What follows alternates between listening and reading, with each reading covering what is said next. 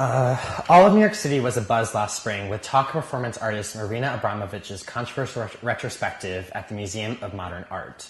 Abramovich is famous for her extreme performances that position her body as the medium. The body here becomes a site of mutilation, infliction, and consequently resilience. Abramovich acknowledges that her work throughout the past 4 decades has been used to test the physical limits of the body, her body. This exhibit luckily contained, besides live performers acting out her past pieces, smaller installation screens with recordings of her work.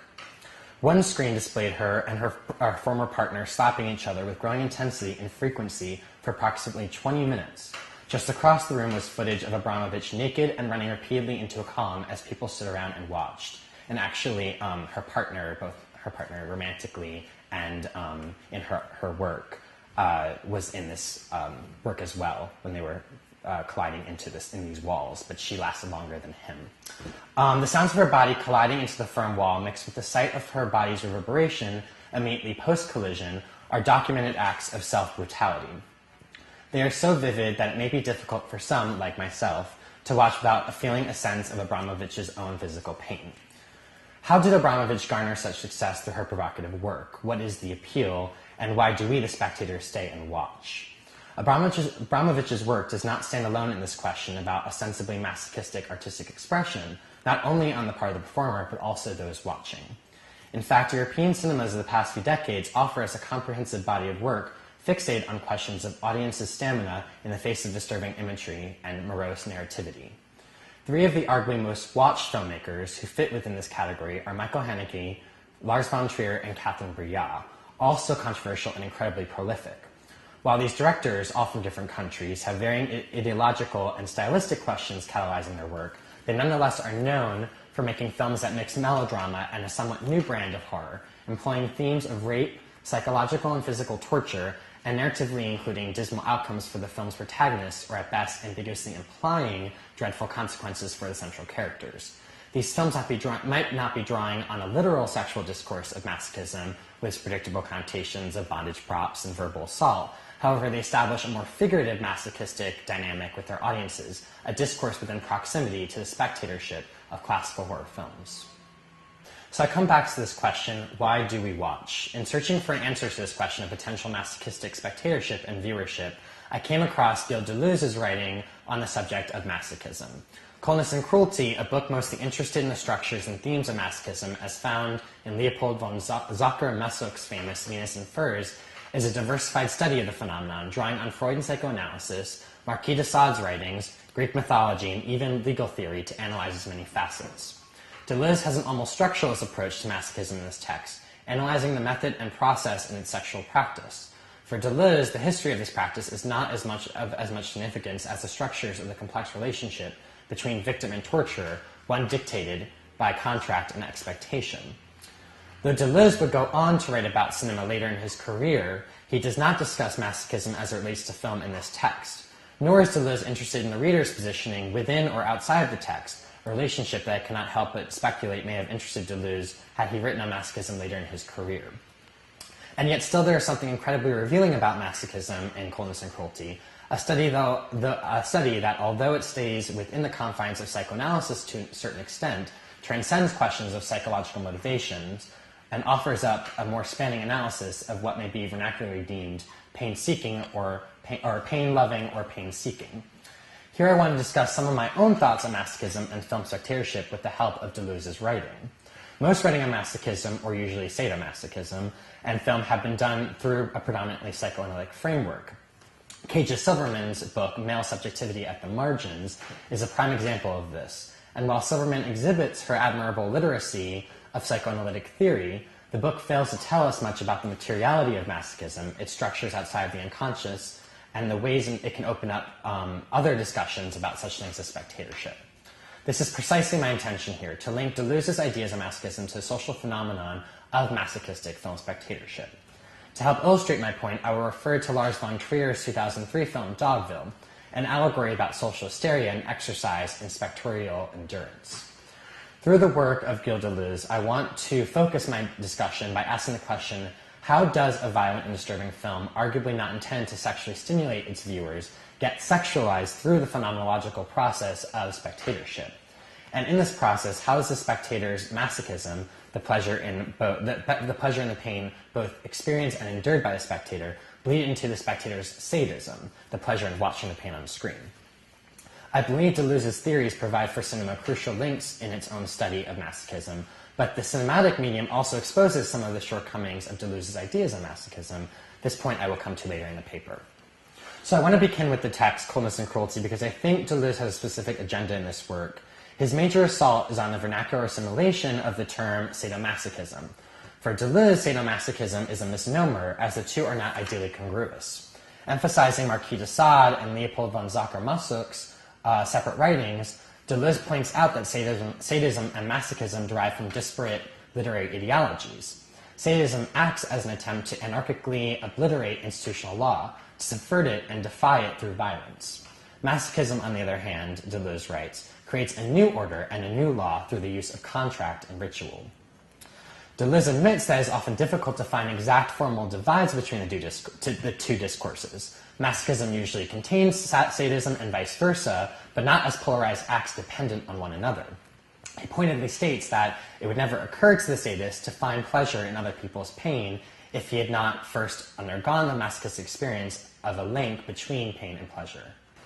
The psychoanalytic aspects of Coldness and Cruelty are clearly influenced by Freud, but many of Deleuze's structural observations seem equally, if not more, informed by the writing of Freud's student, Theodor Reich.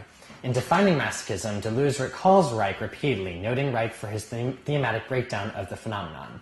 Deleuze's broad understanding is that masochism is not the negation of feeling, but rather the disavowal of sensuality. He identifies that for the masochist, pain, punishment, and humiliation are necessary prerequisites to obtaining gratification. These aspects do not come without temporal requirements either, as waiting and suspense are characteristic of the ritual of masochism. Though most are familiar with the basic ideas of masochism, Deleuze's meditation on ritual, contract, and the acts of desexualization and resexualization makes his concepts especially pertinent to the conventions of cinema. Ritual and contract are closely linked in masochism, as Deleuze writes. Contract generates a type of law which leads straight into ritual. Deleuze takes from many of Reich's ideas on the contract, which implies not only the necessity of the victim's consent, but ability to persuade and his pedagogical and judicial efforts to train his torturer. Though a spectator is obviously not literally training the film as his or her torturer, the contract here is still useful for film studies. The contract between film and viewer, for example, is established not only because the viewer has decided to enter the theater or watch the film, but because the film often sets the rules and the viewer a code of expectations. With the help of reviews, blogs, and word of mouth, it is necessarily impossible to ignore the controversy surrounding films by directors such as Lars von Trier and Michael Haneke and Catherine Breillat. Part of the draw for many filmmakers who went to see Antichrist was its disturbing imagery. They entered into a masochistic contract, though some of them may have broke it upon their exit from the theater mid-screening. Still, for cinephiles, a masochistic relationship is often created with their favorite director's work. Nowhere does contract and ritual play out more complicatedly than in both the diegetic world of Dogville as well as in the space of the hypothetical masochistic audience. Dogville is a film that seems to have been loosely based on Burton Wilder's Our Town, but an Our Town that is caught in a nightmare. Grace, played by Nicole Kidman, shows up to a small town evading what appears to be law enforcement. After being befriended by Tom Edison, who's played by Paul Bettany, a writer and teacher in the town, Grace works for the townspeople so that they let her stay. Slowly, the police begin showing up to Dogville in search of a woman whose description matches Grace's. The townspeople grow more curious and anxious about this, testing and blackmailing Grace and turning her into an instigator of trouble. After an attempt to escape Dogville, Grace is chained to a large wheel, raped repeatedly by the men in the town, and harassed and assailed by the other citizens. The film ends when Grace's mobster father is phoned by Tom to come get her. When her father arrives, Grace orders him and his gang to burn the town to the ground and kill its townspeople. As I've already implied, there may be a sexual drive motivating one's viewing of a film such as Dogville. To speak of perception as sexualized, it suggests that there is something inherently sexual in watching and viewing, a type of scopophilia, to borrow the psychoanalytic term, that delineates the voyeuristic pleasure of looking. And it may seem that this aligns me with the psychoanalytic theorists that adopted Lacan's theories in the 70s, from Christian Metz to Laura Mulvey to Kay Silverman. I do agree that there can be something very sexual in the psychological processes of a spectator, but I do not think that this is always the case. In terms of the filmmakers and films I've mentioned, I cannot help but believe that sexuality is central to their appeal. This should not be seen as such a bold statement due to these films' often close proximity to issues of sex and, yes, even sexual repression. Interestingly, the masochistic viewer may go through a similar process as the film upon his or her viewing. There are complications to the apparatus-centric readings of psychoanalytic theorists, but I contend that there may be still some validity in their claims. Spectator and text should not be totally conflated here. However, to eliminate the possibility of psychological, and let us not forget about the body, a physiological dialogue is to negate viewership altogether. In the case of films such as Dogville and Antichrist, the text must be desexualized because to fetishize it, to sexualize it baldly, is dangerous. It may be to recognize one's perversion in the face of graphic, often sexual imagery. And so a distance must be attained between the potentially sexualized object, the film, and the spectator. This distance may be attained through a process of desexualization, where a spectator removes sentiment from potentially titillating imagery. A sort of coldness, if you will, is enacted so that the desire becomes displaced. A Freudian might even frame this as a triumph of the superego over the id, a push to desexualize the imagery as a mechanism to keep social convention in the forefront and one's own perverse desires at bay. As Deleuze writes about the psychological process of masochism, he states, desexualization operates with extraordinary coldness, but it is accompanied by a resexualization, which does not in any way cancel out the desexualization, since it operates in a new dimension, which is equally remote from functional disturbances and from subliminations. It is as if the desexualized element were resexualized, but nonetheless retained in a different form, the original desexualization. The desexualized has become in itself the object of sexualization. Deleuze profoundly illustrates that coldness informs the transformation from desexualization to resexualization. In a 1984 interview, Michel Foucault also mentions desexualization vis-a-vis the physical play of sadomasochism. Immediately before he says this, he states that sadomasochism presents a new eroticization of the body. Both Foucault and Deleuze, sadomasochism, or just masochism for Deleuze, of course, is understood as sexual, but in a way vastly different than other fetishes are conceptualized. Pleasure comes from, as Foucault puts it, strange parts of the body in very unusual situations, suggesting sadism and masochism engage corporeality beyond conventional understandings of sexuality, that is, beyond genitalia and perhaps what is even physically possible. So how does the filmic get resexualized in order to constitute an overall masochistic viewing experience? It is my sense that the haptic becomes an element that overcomes the desire to desexualize, to reanimate the matter for resexualization. Many film scholars have argued film is a haptic medium, but is ironically left out in discussions of sexuality in cinema too often. As scholar Antonio Lant recounts the writings of Walter Benjamin, she suggests that for early cinema, the shock effect of the bombardment of spectators by images was physical. She concludes with a description of film as it was a new form, stating, bodies now at the cinema lie and lounge, have their entrails rummaged, are bombarded and physiologically massaged by the radicality of film's spatial and temporal propositions. Even within a contemporary milieu, I would not make any adjustments to Lant's assertion about spectator corporeality. Cinema's engagement of the body in this way, especially when the subject matter is of violent and antisocial nature, suggests that there is a resexualization of the body as it responds to the almost tactile imagery presented on screen. I suggest that this also captures the inevitable phenomenological component within spectatorship. As Vivian Sobchak discusses the lived body in her book, The Address of the Eye, A Phenomenology of Film Experience, she states that because of phenomenology, we begin to understand film through postural, motor, and spatial practices as they are lived both interceptively and objectively. Sobchak poetically acknowledges both the body and consciousness of spectator, describing the dialogue between film and spectator as here where the body touches, and then as here where the world is sensible, here where I am. In this vein, masochism is given a space that exists outside just the bodies as they are depicted on screen, but because it is fused into the formal devices of moving image, it simultaneously acts on our bodies. Through something like the torture in Michael Haneke's Funny Games, or in slave bondage in Dogville, what I would call body association is simulated through the horrific acts portrayed on screen. Dogville delivers these especially haptic and phenomenological moments at the same time that it presents the most obvious allusion to the physical play of sadomasochism with its use of props. After attempting an escape from town, Grace is chained with the town dog's leash to a large metal wheel so that she cannot leave. Additionally, the bell that was previously on the dog is attached to her neck so that the townspeople know if she moves abruptly. For a significant portion of the film, Grace must drag the heavy weight around. The wheel scratching on the ground is audible throughout her movements, and in one scene, in a distinctively haptic moment, Grace drags the wheel through a freshly fallen snow. We see her trail as the wheel takes the snow along as if it were a shovel. I emphasize these images and sounds because they represent for the spectator an attempt to create body association that parallel Grace's physical strain. It is not enough to just show her as a slave. The weight becomes central to the shots and camera movements as Grace taxingly mobilizes throughout the town.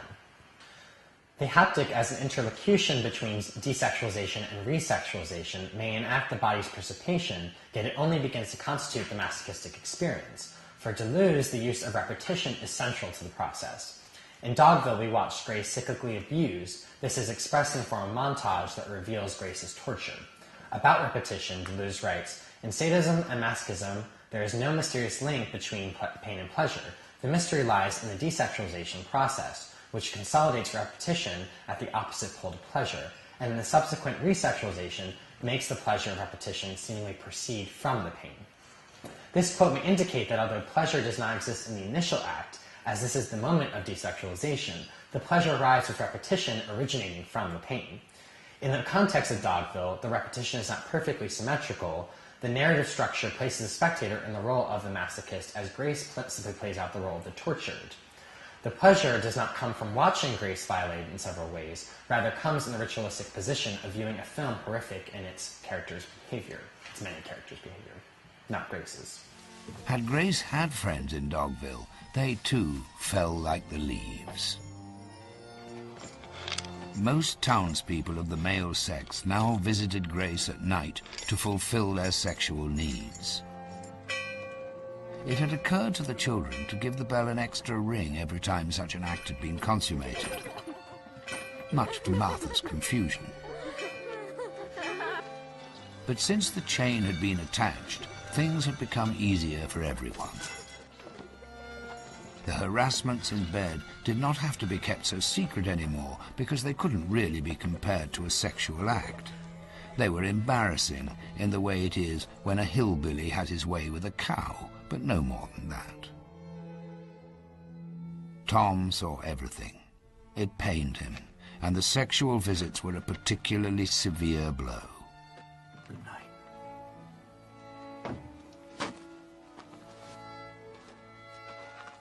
But he supported her as best he could, the way a spider supports when it has been tangled in its own web by the wind.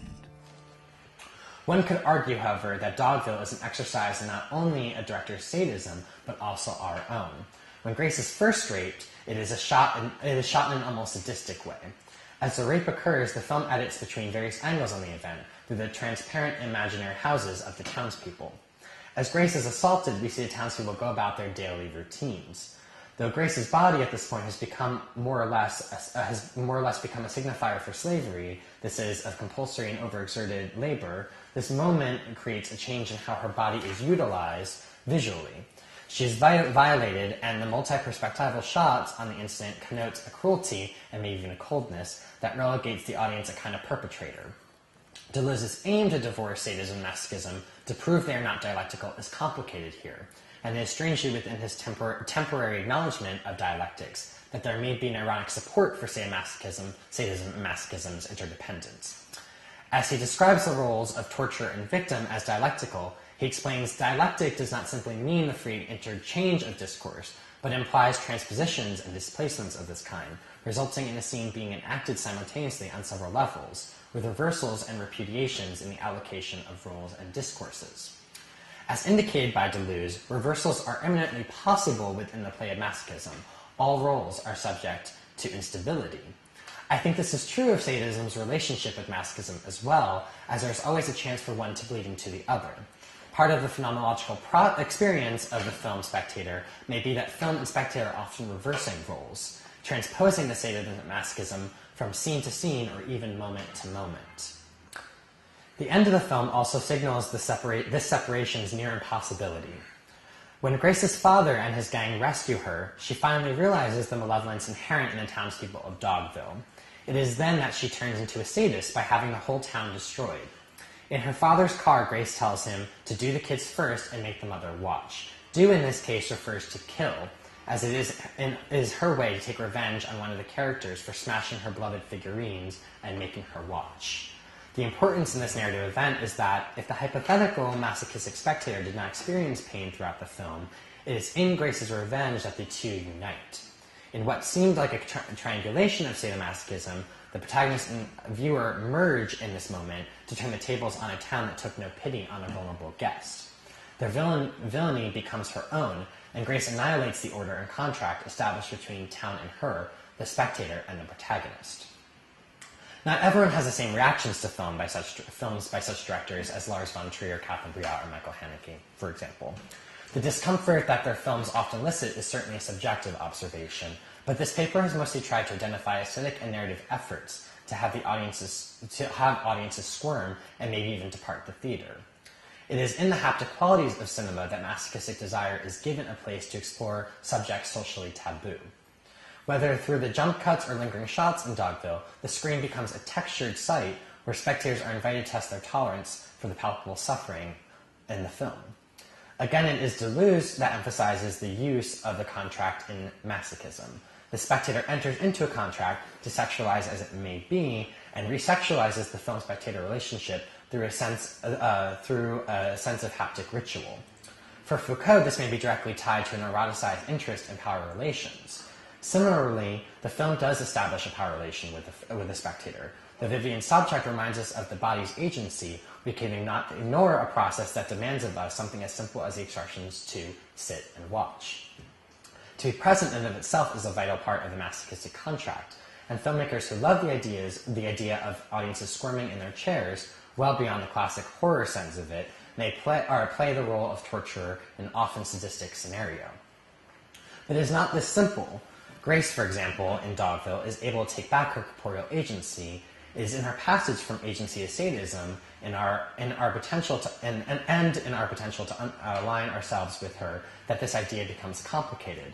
It is us that witness her prolonged abjection, becoming almost complicit in it, being forced to watch her endure the terror she did not deserve. Then again, isn't this the contract we made by deciding to watch the film in the first place?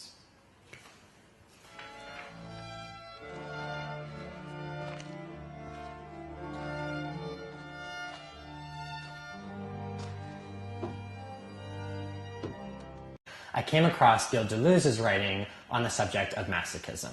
Coldness and Cruelty, a book mostly interested in the structures and themes of masochism as found in Leopold von Zucker-Messock's famous Venus in Furs, is a diversified study of the phenomenon, drawing on Freudian psychoanalysis, Marquis de Sade's writings, Greek mythology, and even legal theory to analyze its many facets.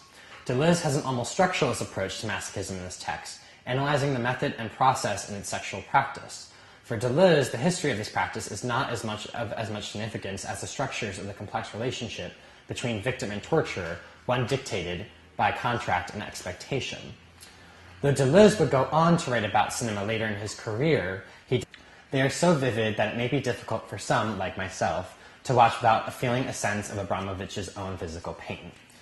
How did Abramovich garner such success through her provocative work? What is the appeal, and why do we, the spectators, stay and watch?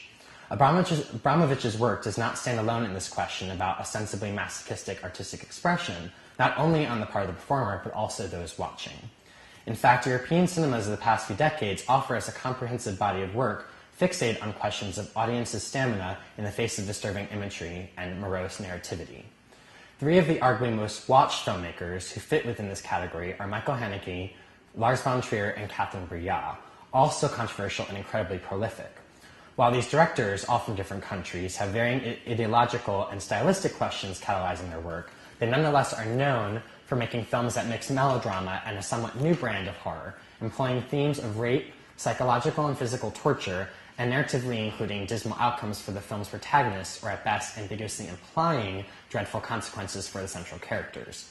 These films might not be drawing on a literal sexual discourse of masochism with its predictable connotations of bondage props and verbal assault. However, they establish a more figurative masochistic dynamic with their audiences, a discourse within proximity to the spectatorship of classical horror films. So I come back to this question, why do we watch? In searching for an answer to this question of potential masochistic spectatorship and viewership, her body. This exhibit luckily contained, besides live performers acting out her past pieces, smaller installation screens with recordings of her work. One screen displayed her and her former partner slapping each other with growing intensity and frequency for approximately 20 minutes. Just across the room was footage of Abramovich naked and running repeatedly into a column as people stood around and watched. And actually, her partner, both her partner romantically and in her work, was in this work as well when they were colliding in these walls, but she lasted longer than him. The sounds of her body colliding into the firm wall, mixed with the sight of her body's reverberation immediately post-collision, are documented acts of self-brutality.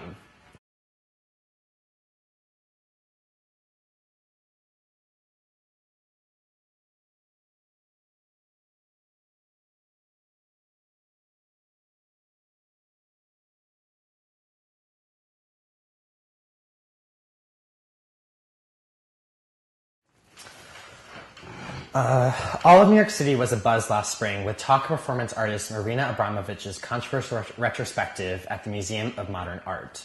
Abramovich is famous for her extreme performances that position her body as the medium. The body here becomes a site of mutilation, infliction, and consequently resilience.